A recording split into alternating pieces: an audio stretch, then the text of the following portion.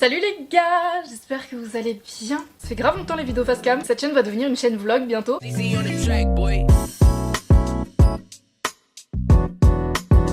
Comme vous avez vu dans le titre, aujourd'hui je vais rien faire d'original. Je vais répondre à vos petites questions croustillantes. D'ailleurs, si vous me suivez toujours pas sur Insta... Bon, je sais que c'est pas forcément les vidéos les plus originales, mais là, étant donné qu'on est rentré en 2022, et peut-être que vous l'avez remarqué, ou pas, mais en ce moment j'ai pas mal de nouveaux projets, que ce soit d'être plus actif sur YouTube, sur Insta, des projets un peu plus perso genre la musique, etc. J'ai beaucoup de choses qui se passent en ce moment dans ma vie et du coup je me suis dit pourquoi pas vous en parler, peut-être que ça vous intéresse pas du tout. Donc je vais pas trop traîner parce qu'il y a beaucoup de questions et j'ai pas du tout fait le tri, génial. Alors, première question, cette question je m'y attendais. On m'a demandé où en es-tu avec les études, est-ce que tu as arrêté la fac? Si vous me suivez assidûment sur YouTube, vous avez pu voir qu'en septembre, j'ai repris la fac après 2 ans d'années de césure. Après le bac en 2019, j'ai décidé de pas m'inscrire à l'université ou dans une école privée, etc. Mais juste de kiffer ma vie. Donc à la base, c'était censé être juste une année, mais ça s'est transformé en 2 avec le Covid, etc. Ce qui fait que reprendre les cours et surtout à l'université après 2 ans sans étudier, ça m'a fait un petit peu tout drôle. Donc quand je vous en avais parlé, j'étais vraiment hyper enthousiaste et tout, mais un peu stressée. Et c'est vrai que depuis novembre, je vous ai pas du tout fait d'update. Vous me voyez absolument pas étudier dans mes vlogs, etc. Et donc je peux comprendre que vous posiez des questions. Et bien, je vais vous répondre aujourd'hui. J'ai arrêté la fac. Attendez, je m'explique. Bon, j'ai tenu 1 mois et demi là-bas, voire peut-être même un peu moins. De base, tout se passait bien. C'était un peu dur parce que comme je vous ai dit, c'était la première fois après 2 ans que je reprenais les études, que je revoyais des profs. Surtout là, c'était dans des amphis énormes de 300 personnes. Je peux pas vraiment arrêter le prof pour lui demander de répéter. J'avais pas d'ordinateur donc je prenais tous mes cours à la main. Enfin bref, c'était chaotique. Mais ça me plaisait plutôt bien, dans le sens où voilà, ça me faisait vraiment du bien de me lever le matin pour aller quelque part, tout simplement, pour savoir que j'allais apprendre des nouvelles choses, etc. Mais il y a eu un petit problème en octobre, c'est-à-dire que je suis tombée très malade. Quand je dis très malade, j'ai dû me faire hospitaliser pour une maladie du foie. Je vous en avais parlé très rapidement sur Insta en story. J'ai eu une infection au foie qui a fait que en fait je pouvais pratiquement plus rien manger ou boire. J'avais vraiment plus aucune énergie, mais quand je vous dis plus aucune énergie, c'est-à-dire que je pouvais même pas me lever de mon lit pour aller me faire à manger, pour aller ouvrir les volets par exemple. Ma mère qui vit maintenant dans le sud est remontée à Nancy pour venir m'aider, mon père aussi, enfin bref, franchement j'étais un déchet. Donc aujourd'hui ça va beaucoup mieux, mais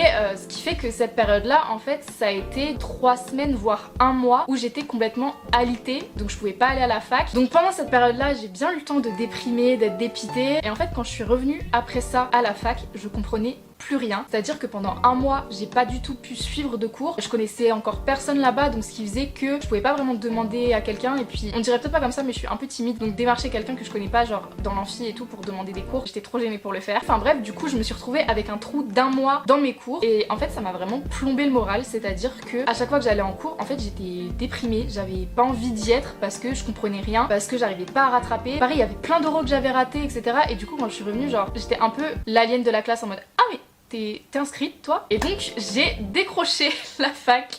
Voilà. Donc je sais qu'avec un peu plus d'acharnement, j'aurais peut-être pu rattraper tous mes cours et m'en sortir. Étant donné qu'à côté, et ça je vous l'ai pas dit d'ailleurs, j'ai repris un job étudiant. J'avais été prise dans ce nouveau job là, je voulais reprendre YouTube, j'avais plein de projets et tout. Et je me suis dit mais en fait si jamais là je me mets à 300% à essayer de rattraper tant bien que mal tous les cours que j'ai ratés, en fait j'aurais plus le temps pour moi, pour ces autres projets. Enfin je vais juste avoir des œillères et ne voir que mes études. Et honnêtement c'était pas vraiment ma vision des choses. Donc c'est pour ça que j'ai décidé d'arrêter encore pour cette année. Ça me fait vraiment chier parce que honnêtement j'aimais bien ce que je faisais et je sais que j'aurais pu en être capable, vous voyez, mais en fait j'étais tellement dans une phase sombre en octobre, novembre, etc. que du coup je me suis juste dit que me plonger à 200% là-dedans ça allait juste empirer les choses, vous voyez. Je sais pas trop pour l'année prochaine si du coup je me réinscris à la fac ou si je vais dans une école privée, si je choisis autre chose, si je vais faire un BTS ou même si je prends le CNED, enfin les cours à distance. Honnêtement je sais pas encore, je suis un peu perdue parce que ça m'a un peu plombé le moral, enfin j'ai vraiment trop envie de reprendre les études, vous voyez. Je sais pas vers quoi vraiment me diriger en fait. Et d'un autre côté en fait je me dis mais tu sais quoi, cette année de perdu avec tes études entre guillemets, consacre-la vraiment au projet que tu repousses depuis des années, c'est-à-dire la musique. Je pense que vous le savez mais je kiffe la musique. Un de mes plus grands rêves c'est de vivre de la musique, de sortir des albums, de chanter, de faire des concerts, bref. Et voilà, du coup je me suis dit tu sais quoi, prends 2022 pour te consacrer plus à ça et à tes autres projets et tu verras les études plus tard. Voilà. Une autre question qui est beaucoup revenue, c'est au niveau de mes objectifs 2022. Bon, c'est un peu une question bateau. Du coup, pendant cette phase-là où j'étais très malade, où j'étais au plus mal, etc., j'ai un peu repris goût aux vidéos sur YouTube. Avant, j'avais complètement arrêté d'en regarder, etc. Et en fait, j'ai vraiment eu le temps, quand j'étais une écrevisse dans mon lit, de me remettre vraiment en question qu'est-ce que je voulais vraiment faire sur les réseaux sociaux. Il y a une période où j'avais carrément envie d'arrêter tout ça et de retourner dans l'ombre, entre guillemets, dans le sens où je fais ça depuis que j'ai 13 ans, 14 ans, ça fait très longtemps et j'ai jamais connu ma vie entre guillemets sans la notoriété. Je sais pas si vous voyez ce que je veux dire. Après, bon, je suis pas Squeezie, je suis pas Enjoy Phoenix, mais avoir une communauté sur les réseaux sociaux, c'est de la notoriété, vous voyez. C'est pas comme si j'avais un compte privé avec 200 personnes où je postais n'importe quelle photo et tout le monde s'encarre à la rondelle. Là, il y a des personnes qui me suivent, qui me soutiennent, etc. Et du coup, j'ai jamais vécu sans ça. Et je suis pas du tout en train de me plaindre, au contraire, parce que vraiment, c'est une des meilleures choses qui m'est arrivée dans ma vie. Mais il y a certains moments où je me disais, mais en fait, je suis pas légitime pour ça. Genre, pourquoi je fais ça? Enfin, dans quel but? Qu'est-ce que j'apporte vraiment aux gens? Et j'ai une grosse perte de confiance en moi sur les réseaux sociaux qui fait qu'à un moment j'avais vraiment envie d'arrêter et de découvrir ma vie sans les réseaux sociaux. Mais heureusement je me suis ressaisie. En fait à la fin de l'année 2021 je me suis donné un objectif, je me suis dit tu sais quoi Célia, avant de tout arrêter, réessaye une dernière fois à poster régulièrement, à être assidue pendant 1 voire 2 mois. Et si jamais t'as une seule fois l'impression que tu te forces à faire quelque chose que t'as pas envie, et ben t'arrêtes. Et donc c'est ce que j'ai fait, c'est pour ça que vous avez vu beaucoup plus de vidéos en cette fin d'année, début d'année, parce que du coup j'ai repris ça vraiment à temps plein, je m'y suis vraiment consacrée, pareil sur Instagram. J'ai essayé de reproduire du contenu pour tout ça parce que en fait j'avais un peu perdu le goût de créer du contenu, vous voyez. Et honnêtement ça a été la meilleure décision de je pense ces 3 dernières années parce que en ce moment je kiffe ma vie. J'ai enfin repris le goût à tout ça. J'ai à nouveau hâte de monter une vidéo, ça peut paraître bête mais quand je voyais que je passais 10 heures sur un montage, franchement j'étais dépitée. Et là j'ai juste hâte d'être au prochain montage, de savoir quelle va être ma prochaine vidéo, comment je peux améliorer mon contenu, me créer vraiment un emploi du temps qui me convient, qui convient à ma routine, qui convient à ma vie privée aussi. Et vraiment je pense que ce qui a été le tremplin entre guillemets de ce changement, ça peut paraître un peu paradoxal mais j'ai quitté mon agence. Vous le saviez peut-être pas mais depuis juillet 2019 j'avais signé dans une agence donc, qui s'occupe de talents comme on nous appelle, des influenceurs en gros. J'avais signé chez eux quand je commençais seulement à être connue on va dire sur YouTube. Je crois que j'avais même pas encore 100 000 abonnés mais en fait j'ai signé au moment où je kiffais faire des vidéos, vous voyez, où j'en postais limite tous les jours je crois. Si je vous rappelez de ma période où je lisais mon journal intime, ma réaction à ma page Facebook, des trucs comme ça, vous voyez cette période là. Donc juste après j'ai signé en agence et ce qui fait que depuis j'ai jamais travaillé seule entre guillemets. Et ça s'est toujours globalement bien passé avec cette agence mais en 2021 j'ai vraiment eu l'impression d'être étouffée entre guillemets ou de pas m'épanouir comme je le voulais. Je sais pas si vous comprenez vraiment ce que je dis mais sans rentrer dans les détails ça commençait à être un peu compliqué à me faire comprendre, à me faire entendre par cette agence. Je veux pas du tout attirer la haine ou quoi que ce soit, hein, je les adore toujours mais voilà on n'arrivait plus à travailler correctement ensemble. J'ai pris la décision de partir de l'agence en accord avec eux et honnêtement je pense que c'est pareil, ça a été une de mes meilleures décisions de cette fin d'année parce que je me sens vraiment libre, même si j'étais libre dans cette agence mais je me sens vraiment maître à 200% de moi-même. Je découvre vraiment des nouvelles choses dans l'influence, parler en direct avec les marques, négocier, faire les contrats, etc. C'est tout nouveau pour moi. Mais en tout cas, ça me donne énormément de nouveaux horizons, de nouveaux objectifs, on va dire, pour 2022. Donc voilà, j'ai beaucoup parlé pour cette question. Dans les grandes lignes, ce que j'ai prévu pour cette année, bah, c'est tout simplement du contenu. Et surtout, du contenu que j'aime, du contenu que j'ai envie de filmer, que je me lève le matin et que je kiffe ce que je fais, que ce soit pas une contrainte, que j'ai toujours des nouvelles idées. Franchement, c'est vraiment un de mes plus gros objectifs cette année. Parce que c'est vraiment, je trouve que s'il m'a manqué depuis 2019-2020. Donc voilà, j'espère que vous êtes contents. Et évidemment, les objectifs dont j'ai pas parlé, bah, y a la musique comme je vous ai dit, il y a aussi Twitch que j'aimerais bien lancer avant la fin de l'année. Ça fait un moment que je vous en parle mais comme je vous ai dit il faut que je déménage de cet appart là pour avoir la fibre parce que streamer sur Twitch sans fibre c'est un peu compliqué. Donc du coup mon ambition pour me lancer sur Twitch déteint aussi un petit peu sur un de mes autres objectifs, c'est de déménager, de prendre un plus grand appart du coup pour faire cette deuxième chambre gaming. J'ai tellement hâte les gars, vous savez pas à quel point. Et aussi avec ce déménagement du coup adopter un chien. Ça c'est un de mes plus gros goals cette année. J'espère de tout mon cœur que j'arriverai à avoir mon petit chien parce que je me sens vraiment enfin 100% prête pour ça. Je sens que je peux enfin avoir cette responsabilité là, ce qui n'était pas forcément le cas avant. Donc voilà, j'ai changé de question puisque là on est à la moitié de la vidéo, j'ai parlé que de ça. Encore une question qui est revenue archi souvent. As-tu un copain? Es-tu en couple? Mais moi je sais pas. D'ailleurs, dans un de mes vlogs, à un moment donné, j'ai fait une boulette et vous avez été plein à le remarquer dans les commentaires. Bon, le snowboard de monsieur là, comment vous dire que ça me dérange. C'est à la base toutes les affaires d'un pote à moi, donc pour l'instant ça reste là. En fait, c'est un peu compliqué. Enfin, c'est compliqué, mais je le vis bien, vous voyez. Je ne suis pas en couple, du moins je crois, mais je vois quelqu'un. Ou plutôt, je revois quelqu'un. Je sais pas qui est derrière cet écran et qui regarde mes vidéos, donc je vais pas dire de prénom en particulier, mais voilà, je revois quelqu'un en ce moment, je refréquente quelqu'un, donc je pense pas qu'on est en couple, mais ça se passe franchement plutôt bien. Je suis à l'aise avec cette situation là pour l'instant, donc peut-être qu'elle évoluera, je sais pas, mais pour l'instant je me mets pas forcément la pression de me mettre en couple ou quoi que ce soit. Enfin honnêtement j'ai encore que 20 ans et ma rupture en 2021 elle m'a fait très mal honnêtement, beaucoup plus que ce que je le pensais en vrai. Donc voilà, pour l'instant je me sens bien comme ça et affaire à suivre. Comment passer à autre chose après une relation? Je suis vraiment la pire personne pour vous donner ce genre de conseils parce que littéralement je refréquente mon ex. Je sais que je suis passée à autre chose de cette relation en particulier, mais rien que le fait de refréquenter mon ex, vraiment ce qui m'a permis de sortir la tête de l'eau on va dire cet été, ça a été de sortir, de bouger, de voyager. Bon voyager, on se comprend, hein, je suis allée à Paris, de découvrir des nouvelles choses. Honnêtement ça m'a fait énormément du bien parce que j'ai repris énormément confiance en moi. Je pense que j'ai jamais eu autant de confiance en moi que depuis cet été on va dire. Je me sentais vraiment bien parce que j'arrivais à voir que je pouvais plaire à quelqu'un d'autre. Donc je suis pas du tout en train de vous dire de vous trouver une relation pansement ou quoi que ce soit, juste de sortir avec vos potes, de vous vider la tête pareil avec des projets que vous repoussez depuis un moment. Ce que j'ai fait énormément cet été, c'est que je suis allée à Paris, j'ai vu mes potes, j'ai vu mes bords, je suis allée au studio pour enregistrer, j'ai fait des shootings photos. Franchement, cet été ça a été incroyable et ça m'a vraiment permis de passer à autre chose, de perdre l'habitude d'être avec cette personne, de perdre l'habitude de penser à cette personne aussi et ça m'a vraiment fait beaucoup de bien. Donc je sais que c'est un peu un conseil bateau quand on est dans les premiers jours de la rupture, quand on entend ça on se dit ouais c'est plus facile à dire qu'à faire, je sais, je suis passée par là, mais honnêtement plus tu te forces mieux ça va. Vous voyez ce que je veux dire? Même si t'as pas envie de sortir, que t'as juste envie de graille dans ton lit à regarder des séries et à chialer toute la journée, si quelqu'un te propose de sortir, ou même si personne te propose de sortir,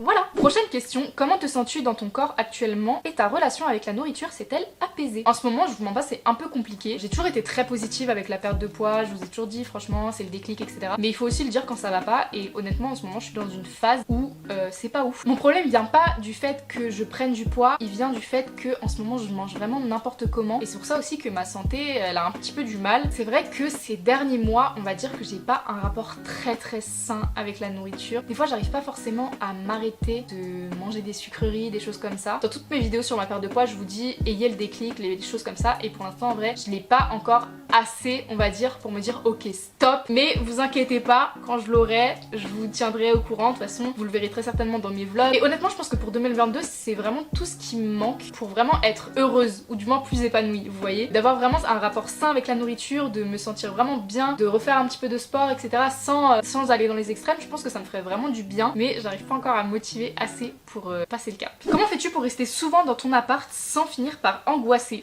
Faut savoir une chose, c'est que je suis archi casanière. Quand j'étais au lycée par exemple, j'ai jamais eu besoin d'être entourée pour me sentir bien. Vous voyez, quand j'étais au lycée, j'adorais manger à la cantine toute seule, j'allais au CDI toute seule toutes les après-midi. Quand je vivais chez mes parents, j'étais quasiment tout le temps dans ma chambre. Enfin, j'ai toujours aimé ma propre compagnie. Vous voyez ce que je veux dire? Je me suis jamais ennuyée de moi-même, ce qui fait que vivre dans mon appart en fait, c'est vraiment la meilleure chose qui puisse m'arriver. Je suis seule avec moi-même, je peux vraiment faire mes projets. J'aime bien sortir, voir des potes, etc. Quand vraiment j'ai toute une journée, voire toute une semaine devant moi où je peux faire ce que j'ai envie, si j'ai pas envie de sortir, si j'ai pas envie de m'habiller, de me maquiller, voilà, si j'ai envie d'être un déchet, je peux le faire chez moi, il y a personne qui va venir m'embêter et c'est vraiment ce que je kiffe dans mon appart. Donc c'est sûrement pour ça que j'angoisse pas. Et honnêtement, quelque chose qui joue beaucoup, je pense, c'est la situation sanitaire actuelle. On a tellement été habitués du coup à être confinés, à rester chez soi, etc. que maintenant, limite, c'est sortir qui m'angoisse, vous voyez. Même si je suis casanière de base et que voilà, je sortais pas beaucoup, j'aimais quand même sortir. Mais là, honnêtement, des fois, il y a des moments où je me dis putain, il faut que je sorte.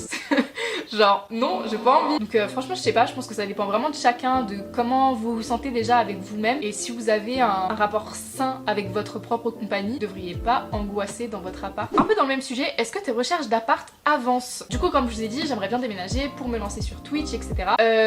C'est cher, c'est très cher. Du coup en ce moment je cherche sur Nancy minimum 2 pièces, enfin 2 chambres pour pouvoir faire mon bureau, ma salle Twitch, etc. Parce qu'une seule chambre ça me paraît un peu petit et j'ai vraiment envie de séparer les deux. Et franchement c'est grave cher. Enfin ici, enfin attendez parce que là je vais vous dire des prix. Si jamais vous habitez à Paris, ça compte que pour ceux qui vivent en province, ok? Les gens de Paris, m'insultez pas parce que je dis que c'est cher. Donc du coup ici pour une chambre je paye 500 €. Déjà en fait quand je fais mes recherches, même ce genre d'appart que j'ai actuellement, en ce moment il se loue à des 650-700 €, genre grave plus cher que ce que j'ai déjà, alors que je suis grave bien située, il est hyper beau mon appart, hyper grand, hyper bien agencé, etc. Et franchement j'ai l'impression qu'il est vraiment pas cher pour ce que c'est, vous voyez. Du coup on cherche des apparts avec 2 chambres, mais vraiment Enfin c'est limite le double de ce que je paye. Et honnêtement je peux pas vraiment encore me le permettre actuellement. J'ai arrêté du coup le job étudiant que j'avais pris en octobre. D'ailleurs j'avais postulé à Lidl et j'avais été prise en tant que caissière étudiant. Enfin je crois que c'était un contrat de 10 heures. J'ai arrêté tout simplement parce que ça me plaisait pas du tout. Alors c'est pas le travail en lui-même, mais on va dire que c'était vraiment l'équipe que j'avais. Je me sentais tellement pas à ma place, mais c'était horrible. On m'a tellement fait de remarques, vous voyez, parce que j'ai des faux ongles, parce que je me maquille, etc. Et on m'a fait beaucoup de fois des remarques genre archi déplacées je trouve, dans le genre où mais pourquoi tu travailles à Lidl, tu devrais travailler à Sephora. Donc parce que tu te maquilles, parce que t'as des faux ongles, il faut forcément que tu sois vendeuse à Sephora, genre. Tu peux pas faire caissier. Enfin en fait c'était plein de petits trucs comme ça où je me sentais grave genre la meuf superficielle autour de gens qui se prennent pas la tête, qui sont mieux que tout le monde et tout, genre en mode vous voyez les meufs qui se maquillent pas et qui vont abaisser les autres meufs qui se maquillent en disant ouais mais regarde moi je suis naturelle et pas toi. C'était exactement le même principe genre. Du coup je me dis mais c'est bon, vous avez certainement pas besoin de moi, je trouverai autre chose. Bon, au final, j'ai toujours rien retrouvé. Et bref, du coup, ce qui fait que j'ai plus de job étudiant. Donc, mes revenus se résument à YouTube et Instagram. Et honnêtement, ça paye, mais ça paye pas énormément. Oula! Pourquoi la plupart des influenceurs ne parlent pas de ce qui se passe dans ce pays? Go me mettre des gens à dos. Je m'étais juré de pas en parler, que ce soit sur YouTube, sur Instagram, etc. Et c'est pas pour faire l'aveugle sur tout ce qui se passe en ce moment, c'est juste que, selon moi, ce qui se passe en ce moment en France, la crise sanitaire, la maladie, etc., c'est surtout devenu une crise politique. Après, chacun son avis, mais quand on parle de passe sanitaire, de passe vaccinal, de Macron qui emmerde une partie des Français, etc., c'est devenu une crise politique et tout simplement, j'ai pas envie de parler de politique, j'ai pas envie de plomber le moral des gens, en fait, tout simplement avec ça parce que moi ça me saoule. Honnêtement la situation qui est en France, j'en peux plus, je pense qu'on est beaucoup dans le même cas. On en entend tellement parler tous les jours de partout. Si t'es pas vacciné tu te fais traiter de meurtrier, si t'es vacciné tu te fais traiter de mouton. Il n'y a pas un débat sain autour de ça et honnêtement c'est un climat tellement pesant que j'ai même pas envie de m'aventurer là-dedans, de m'exprimer sur certaines choses parce que les avis divergent tellement et ça peut tellement partir vite en couille. Je pense que je peux vous apporter autre chose que ça sur les réseaux sociaux. Donc évidemment il faut vraiment pas fermer les yeux sur tout ce qui se passe. Faites vos recherches, faites ce que bon vous semble à vous. On ne devrait pas priver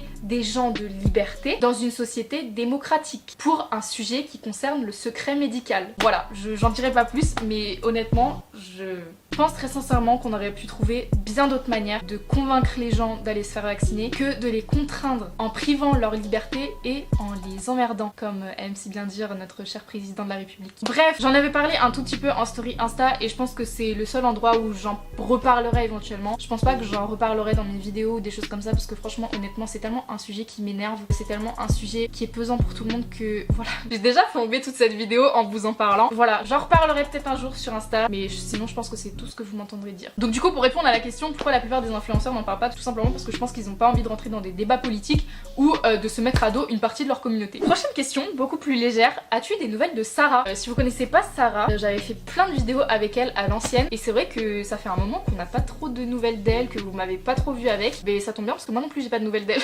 C'est vrai qu'elle a déménagé à Lille donc on se voit plus du tout, honnêtement ça va faire depuis cet été du coup qu'on s'est pas revu. Cet été j'avais refait une colonie de vacances avec elle en tant qu'animatrice. D'ailleurs putain il faut vraiment que je vous fasse cette vidéo sur les colonies parce que j'ai tellement de trucs à raconter et j'ai trop envie de la faire avec Sarah. Donc le jour où on se revoit Sarah, si tu vois cette vidéo, si jamais on se revoit, il faut qu'on fasse cette vidéo parce que franchement c'était incroyable et en fait j'ai que des bons souvenirs avec cette meuf. D'ailleurs je sais pas si elle a prévu de reprendre les vidéos ou pas parce qu'elle s'était faite une chaîne YouTube, mais si c'est le cas je vous partagerai ça sur Insta parce qu'il faut vraiment lui envoyer de la force. Franchement cette femme est incroyable.